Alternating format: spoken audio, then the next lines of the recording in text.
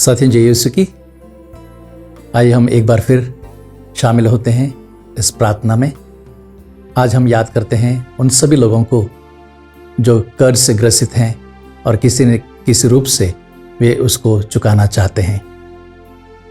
साथियों, कर्ज लेना वास्तव में बहुत मुश्किलदायी कार्य होता है परिवार में। और मेरा अनुभव है, यदि एक बार कर्ज लिया तो हम बार बार कर्ज में दबते जाते हैं, क्योंकि हम ब्याज में ही पूरा नहीं कर पाते हैं और मूलधन वैसा ही रह जाता है। पीढ़ियां निकल चुकी हैं लेकिन कर्ज पूरा नहीं हो पाता है। लेकिन लोगों की भी कुछ ना कुछ मजबूरियां रही होगी और कर्ज देने वाला व्यक्ति कई बार मदद करने के लिए नहीं बल्कि पैसा कमाने के लिए करता है। साथियों, जरूरी है कि वो इस व्यवसाय में है तो वो कुछ कमाए। लेकिन मैं आपसे गुजारिश करूंगा, जो मेरे आज के दर्शक हैं, श्रोता हैं, यदि आपने किसी को कर्ज दिया है, यदि आपके पास में कोई व्यक्ति आता है तो आप उस पर थोड़ा सा दया का भाव रखें। हो सकता है आपने भी बहुत मेहनत से वो पैसा जुटाया होगा, वो धन जुटाया होगा, आपकी मेहनत की कमाई होगी, इस बात को कोई नहीं नकारता। लेकिन यदि आप जिनको कर्ज दे रहे हैं, आप उनकी जीवन शैली को जानते हैं, उनके व्यवहार को जानते हैं, तो थोड़ी दया रखेंगे। ये आज हम प्रार्थना करना चाहते हैं। हम प्रार्थना करना चाहते हैं उन लोगों के लिए भी जिन्होंने कर्ज लिया है। ऐसे भी बहुत से साथियों लोग हैं जिन्होंने कर्ज लिया है, झूठ पे झूठ बोलते हुए बहुत कर्ज ले लिया है, अपने परिवार को बेच दिया है, अपने परिवार के सामान को बेच दिया है, गहने बेच दिए हैं, गाड़ियां बेच दी हैं, और एक को चुकाने के चक्कर में दूसरे से उधार लेते हैं और परिवार बर्बाद हो रहा है।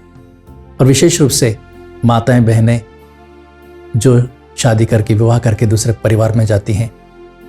हमारा देश पुरुष प्रधान होने के कारण से पुरुष लोग बहुत से ऐसे जीवन जीते हैं जो शायद परिवार के लोगों को पता नहीं होता है, अपने बीवी बच्चों को पता नहीं होता है, और वो कर्ज में डूबते जाते हैं। और इसी कारण से वो कई बार आत्महत्या तक कर लेते हैं। साथियों, ये रास्ता नहीं है, इसलिए हम प्रार्थना करना चाहते हैं।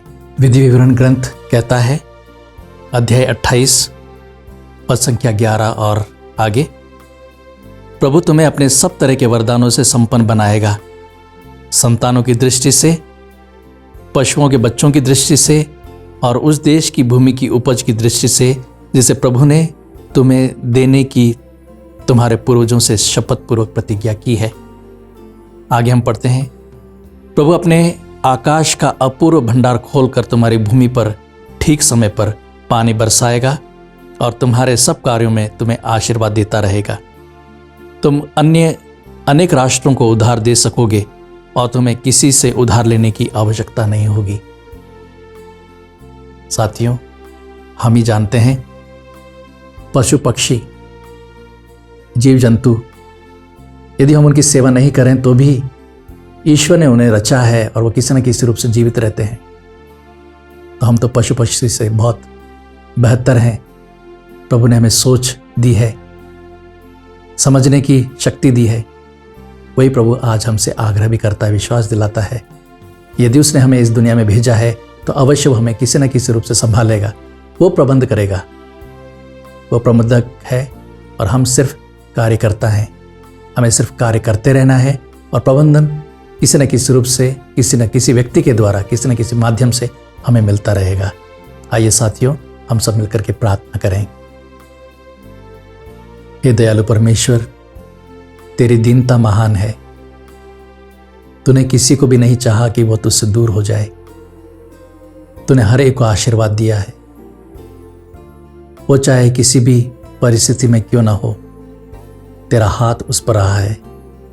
तेरी योजना के बिना वह अपना कुछ भी नहीं कर सकता है। हम तुझे धन्यवाद देते हैं प्रभु कि तूने हमें ये जीवन दिया है। कई ऐसे अवसर आते हैं, कई ऐसे लोग आते हैं, कई ऐसी परिस्थिति आती है प्रभु जब हम निराश हो जाते हैं। हम इन निराश भाई बहनों के लिए प्रार्थना करते हैं जो कर्ज में डूबे हुए हैं। वो किसी न किसी रूप से उस कर्ज को पूरा करना चाहते हैं। वो किसी न किसी रूप से उस कर्ज को चुकाना चाहते हैं। प्रभु तूने मार्ग दिखा, अपना पवित्र आत्मा भेज ताकि वे अंतरतम में ये अनुभव कर पाएं कि तू उन्हें मार्ग दिखाता है, उनकी योजनाएं सफल हों, उनके कार्य में आशीर्वाद दे प्रभु, उनके जीवन में बरकत हो ताकि वे भी संपन्न बन जाएं। प्रार्थना करते हैं प्रभु उन लोगों के लिए भी जो संपन्न हैं। कई ऐसे लोग हैं जो संपन्न होने के कारण से उधार देते हैं, लेकिन बहुत से ऐसे लोग हैं उधार देने के बाद में उस पारिवारिक स्थिति को जिन्होंने कर्ज लिया है समझ नहीं पाते हैं, उनके साथ में दुर्व्यवहार करते हैं। प्रभु ऐसे व्यवहार के लिए हम तुझसे प्रार्थना करते हैं कि तूने क्षमा कर और साथ ही उन्हें सद्बुद्धि दे कि वे जो कार्य कर रहे हैं उसमें तेरी आशीष है, इसी कारण से वे संपन्न हैं। यदि तेरी आशीष नहीं होती तो शायद वे भी एक ऐसा जीवन जीते होते जिसमें उन्हें दूसरों पर निर्भर रहना होता। प्रभु हम तुझे धन्यवाद देते हैं, हम जो संपन्न हैं, सक्षम हैं, लेकिन साथ ही हम उन्हें भी तेरे चरणों पर लाते हैं, जो हर दिन एक रोटी के लिए भी तरसते हैं, एक समय के लिए भोजन के लिए तरसते हैं। उन सभी लोगों के लिए हम प्रार्थना करते हैं जिनका परिवार बड़ा है और परिवार में नौकरियां नहीं है, आर्थिक रूप से बहुत परेशान हैं, यहाँ वहाँ से उन्होंने उधार लिया है, अब वे मानसिक रूप से बहुत पीड़ित हैं। प्रभु उन्हें ढाढ़स दे, उन्हें अपने जीवन में आगे बढ़ने की शक्ति दे। तू ही उनका सर्वस्व है प्रभु। प्रार्थना करते प्रभु तो इन सबको अपने आशीर्वाद से संपन्न कर ताकि ये भी मुख्य धारा में बहते हुए एक साथ तेरी महिमा के दर्शन कर पाएं। हम ये प्रार्थना करते हैं प्रभु क्रिस्त के द्वारा, आमीन।